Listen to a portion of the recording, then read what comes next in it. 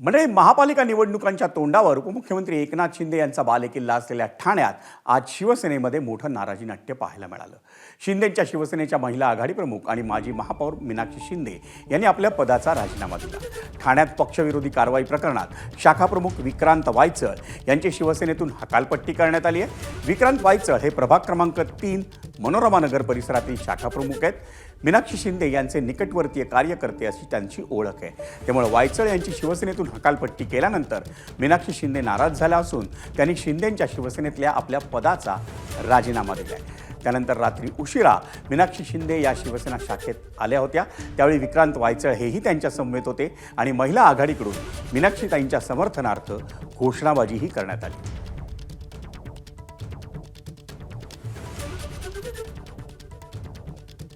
ज्या प्रभागाचं नेतृत्व करते त्याची पालक म्हणून माझी जबाबदारी होते की जर माझ्या मुलाला जर कोण त्रास देते तर आई म्हणून माझा पहिला राजीनामा घेतला गेला पाहिजे. कारण मी असमर्थ ठरते या गोष्टीसाठी की मी त्याला वाचवू शकत नाही, तर मी प्रभागाला काय वाचवेल.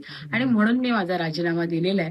आणि पक्षाची कार्यकर्ता म्हणून कायम पक्षाबरोबर एकनिष्ठ, आणि मला असं वाटतं एकनिष्ठाचं डेफिनेशन मला कोणी विचारू नये.